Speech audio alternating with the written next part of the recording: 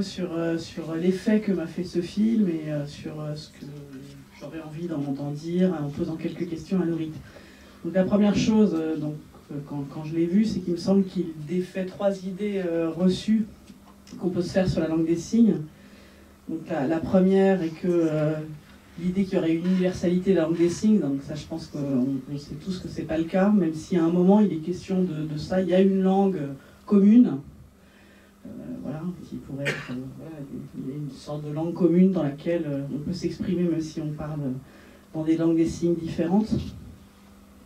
Une autre idée... La question c'est si... Quoi ? La question juste que cette langue commune, est-ce que c'est une langue, hein? Oui, c'est ça. Mais après...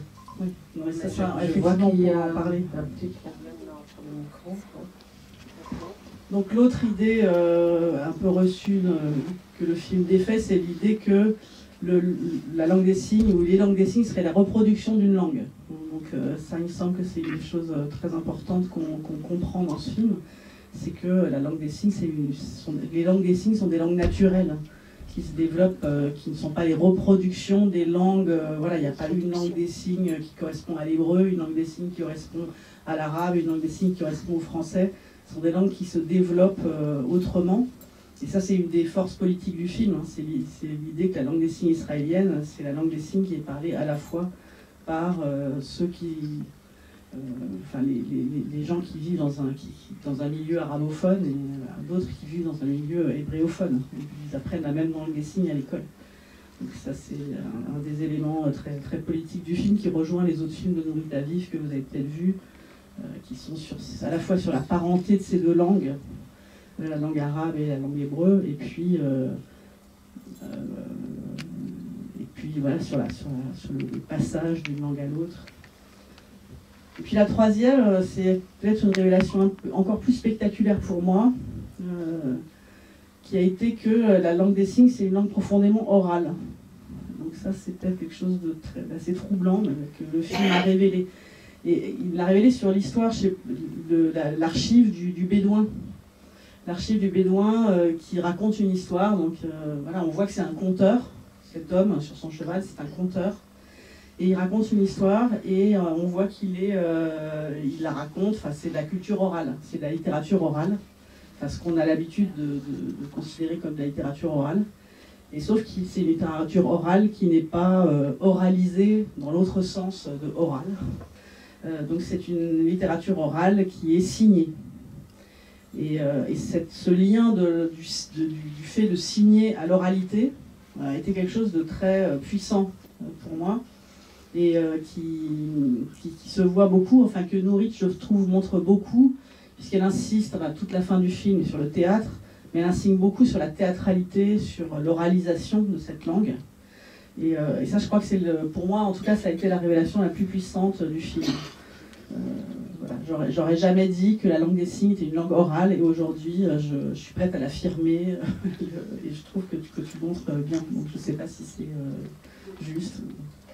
Je parlais avec quelqu'un, parce que tu dis langue orale, je parlais avec quelqu'un qui va intervenir mardi, qui est psychanalyste et travaille depuis 40 ans avec le sourd à Marseille.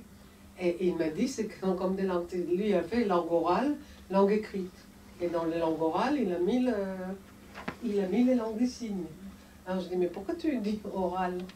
Et il dit, oui, pour lui c'était orale écrite. Hein. Et bon... Et je me suis dit en fait, il y a des langues vocales et des langues signées. Et du coup, j'ai compris qu'il ne faut pas dire ni oral ni parler, parce qu'il parle, mais il faut dire vocal, pour différencier vocal de signé. Hein. Et c'est oral, et tu as raison. Et lui, voilà, c'est-à-dire que c'est comme ça que ceux qui travaillent là-dessus les considèrent. Oui, c'est vrai que ça m'a beaucoup frappé. Donc, effectivement, on peut dire que ça, c'est une langue orale non vocalisée. Enfin, en tout cas, qui donne lieu à une forme de culture orale. Bon, c'est frappant sur cette archive, mais c'est aussi frappant dans d'autres passages du film, me semble-t-il. Alors, sinon, je voudrais revenir sur... bon, je disais le caractère politique du film. Donc, il y a évidemment ce fait que cette langue Cette langue des signes israélienne, c'est une langue qui est parlée, donc qui est une langue commune, donc c'est une langue qui n'inscrit pas la séparation. Bon, ça c'est un point extrêmement important. Mais il y a un autre point assez politique, c'est que d'une certaine manière, cette langue des signes israélienne, elle s'est développée presque à l'inverse de l'hébreu. L'hébreu moderne, c'est une langue qui s'est développée en abolissant toutes les autres langues vernaculaires ou pas vernaculaires, mais toutes les autres langues des locuteurs. C'est-à-dire qu'elle est au point d'essayer d'atteindre une sorte de pureté. Alors que là, on comprend que la langue des signes israélienne, elle s'est développée avec toutes les langues des signes des communautés qui vivaient en Israël, donc aussi bien la langue des signes allemande que la langue des signes marocaine, que la langue des signes... de la ville de Gardaïa, hein, les juifs de la ville de Gardaïa. C'est ça, donc elle s'est développée et elle s'est constituée dans le métissage. Donc elle s'est construite comme langue, presque à rebours de la construction de l'hébreu moderne.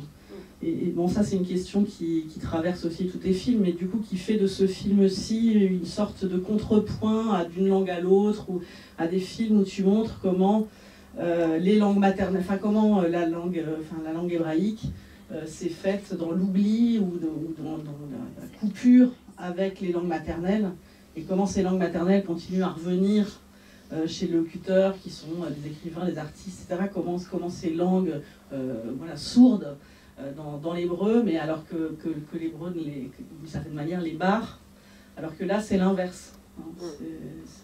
Ça me paraît aussi une évolution par rapport à ton travail précédent, d'aller chercher un endroit où une langue d'Israël est une langue entièrement métissée. Donc une langue, par rapport à tes problématiques de traduction, on voit la problématique de la traduction ici, mais là, il y a cette idée d'une langue vraiment métissée. Oui. Mais justement, en effet, c'est l'envers de l'hébreu qui venait à la place. Tu exagères quand tu dis abolissement, mais d'une certaine manière, oui, il y a quelque chose comme ça. Je veux dire, mais elles ont résisté quand même. En plus, bon, on n'a pas pu abolir. Bon, bref. Là, on rentre dans un autre, mais c'est métissage, je trouve extraordinaire. Ce qui est étrange, c'est quand j'essaie de savoir mais comment, de quoi, etc., il n'y avait pas d'archives, parce que la langue du signes ne s'écrit pas, donc il n'y a pas d'archives, et les archives arrivent depuis qu'il y a du cinéma. Hein. Depuis qu'il y a du cinéma, et encore plus depuis qu'il y a le numérique. Hein. Parce que du coup, là, hein, il parle au téléphone, il y a des archives, etc., mais avant... il n'y a pas, donc on ne sait pas comment cette langue s'est faite, cette langue israélienne avec ces mélanges. Hein. C'est comment ils ont fait pour mélanger. Donc c'est une sorte de créolisation. Hein. C'est une sorte de créole, mais ça ne fonctionne pas du tout comme le créole. À part le fait que ça se mélange. Il y a des couches de langue qui se mélangent. Et que c'est oral. On y revient. Ouais. Et oui, ça c'est extraordinaire. Oui, c'est ça. Qu'il y a ces mélanges et ça fait cette langue qu'on aurait pu... Parce qu'au départ, je dis, mais pourquoi langue de signes israélienne? Pourquoi tu dis pas langue de signes hébreu? Parce que j'ai pensé, bon. Et en fait, elle n'arrivait pas à m'expliquer. Mais bon, on aurait pu l'appeler. Bon. Il se trouve qu'on dit langue de signes française, langue de signes britannique, langue de signes allemande, etc. Donc langue de signes israélienne. N'empêche qu'il y a ces petites, c'est quand même, il y a des langues qui existent encore, qui ne vont pas rester longtemps, qui sont les langues de signes locales. Hein. Ah oui, donc ça c'est très impressionnant, ces langues vernaculaires. D'ailleurs, c'est aussi un film qui sont, oui. C'est-à-dire quand il y a beaucoup de sourds dans un endroit, et ils vont, avec les entendants, inventer une langue. Il y a encore maintenant des chercheurs qui ils doivent aller dans des îles brésiliennes, parce que pour que la langue s'écrive toute seule, il faut que l'endroit soit isolé et pas en contact avec une autre langue dessinée. Et ça va se faire, quoi qu'il arrive, ça va se faire. Hein? Et quand, bon, toujours les mots naturels, on a toujours un peu du mal à l'utiliser, mais ça se développe comme une langue. Oui, c'est une langue naturelle. Oui, je l'ai dit parce qu'il me semble que c'est aussi un film. J'ai toujours du mal à dire les mots naturels, hein, mais bon. Mais c'est pas quelqu'un, parce qu'on continue encore à croire que quelqu'un l'a inventé. Non, pas du tout. C'est-à-dire, elle va se faire. Et on est témoin, on est quand même témoin parce que là, dans le film, le bédouin, avant lui, la langue n'existait pas. Hein. La langue qu'ils ont créée, ceci dit, elle ne vient pas à partir de rien. Il y avait quand même la mère de cet homme lui a parlé avec des signes. Et on parle tous avec des signes, sauf que là je parle avec la main, mais sauf que là, les signes vont être codés. Hein.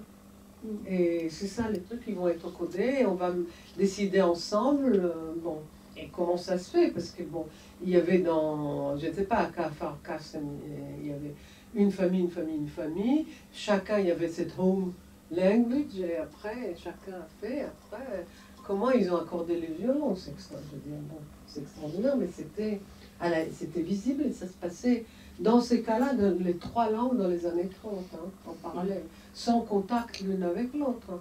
Et moi, par exemple, là, l'exemple extraordinaire des mots « année », il y a deux endroits complètement différents que je choisis pour... La moisson. Ouais. Non, mais d'abord, l'idée abstraite de l'année, la moisson. Ils ne sont pas en contact l'un avec l'autre. C'est dans la langue des signes israélienne, d'ailleurs, je me dis qu'il faut que je demande comment on dit. Évidemment, on ne dit pas moisson pour dire l'année. Mais là, les deux choisissent ça pour dire l'année. Mais évidemment, comme la moisson se fait différemment, ça va faire 2 signes différents. Mais au départ, le choix, c'est du même, hein, pour dire année. Oui, ils ne sont pas en contact les uns avec les autres. Hein. Oui, d'ailleurs, c'est une des choses aussi que je voulais dire. Au-delà de la dimension politique du film, il y a cette dimension de découverte presque de ce que c'est que la fabrique, de la naissance d'une langue. Je ne voudrais pas dire l'origine, hein, parce qu'effectivement, ça reste un peu problématique, mais on voit comment une langue naît. Les débuts. Et ça, c'est une dimension aussi très forte, je trouvais, d'assister, parce que c'est quand même une des grandes choses qu'on n'a encore jamais comprises. C'est comment la langue naît. Et là, on approche quelque chose, je trouve, de ça. Et par plusieurs traits. Donc, il y a en effet cette dimension d'iconicité de la langue qui est quand même plus forte, qui reste plus forte que dans les langues parlées, ou vocalisées, disons. Voilà, ce rapport, on voit les femmes qui font ça pour dire qu'elles donnent naissance. Enfin, il y a énormément de choses. Bon, il y a cette scène extraordinaire qui est montrée sur une tablette de la petite fille qui dit son premier mot et elle dit lait. Et alors c'est génial parce que ça dit à la fois le mime et l'abstraction, parce qu'on voit que le signe pour dire lait, c'est ça, donc c'est traire le pis de la vache. Mais pour la petite fille qui a sans doute jamais traité une vache, c'est pas lié à ça, enfin, c'est abstrait. C'est ça qui est génial, c'est qu'on voit à la fois l'origine du signe, l'origine iconique du signe, et en même temps sa progressive abstraction. C'est comme les lettres de l'alphabet. Oui, mais c'est ce que j'ai entendu que tu disais ça dans une émission de France Culture, l'émission avec Marie Richieu, que les lettres de l'alphabet, donc oui, les lettres de l'alphabet hébraïque, oui, Aleph qui veut dire bœuf, Dalet qui veut dire porte, etc. Et puis que d'une certaine manière, évidemment, quand on l'écrit, on l'oublie. Ça s'oublie, c'est-à-dire ça s'oublie dans le devenir arbitraire du signe. Mais que l'arbitraire du signe apparaît comme quelque chose... Quand on l'apprend, on a l'impression que c'est une vérité, l'arbitraire du signe, mais en fait, c'est un devenir du signe, en quelque sorte. C'est un oubli. Enfin, aussi, c'est un oubli. Et je trouve qu'être confronté à ça, c'est très, très mystérieux, très beau, très... Bon, peut-être vous avez des... J'ai encore une chose peut-être à dire, c'est que le premier film, donc vous avez vu, on voit l'ouverture du film, c'est le film précédent, donc... Et ce film précédent que tu as fait pour le MUSEM, pour l'exposition de Barbara Cassin au MUSEM sur Babel et traduire les langues, donc qui est un film sur la traduction, donc qui fait le lien complètement entre traduire, enfin ou tes films précédents et celui-ci, enfin pas, il y en a eu d'autres entre temps, mais là ça s'appelait Signer en langue. Et là tu es passé de signer en langue à signer. Et je me suis dit, bon, signer comme traduire. Mais signer, c'est aussi la signature. Donc, je me suis demandé le rapport que tu faisais entre cette question de signer et puis la très forte inscription. La signature, c'est lié très fortement à l'écrit. Moi j'ai insisté sur la dimension aussi orale de cette langue, mais signer, c'est aussi inscrire son individualité, affirmer son individualité. Et c'est aussi un acte un peu performatif de signer. J'énonce qui je suis, j'atteste de mon existence, j'atteste de mon identité. Et cette performativité, elle est aussi, je trouve, marquée dans le film par la très grande sensualité de la langue. Et je trouve que tu insistes aussi beaucoup là-dessus, on le voit, enfin ça c'est une chose de cinéaste, de voir le corps qui parle. Et c'est d'une grande beauté, parce que ça probablement c'est aussi des éléments de civilisation, de culture tardive, qui font qu'on s'exprime de moins en moins, enfin on utilise de moins en moins le corps pour parler. Je ne pense pas que ça soit quelque chose qui soit lié à la vocalisation. Je pense que c'est lié au fait, des éléments de culture tardive. Et là, il y a une très forte présence du corps, une très grande sensualité de la langue, et qui dit quelque chose, je trouve, aussi de la langue.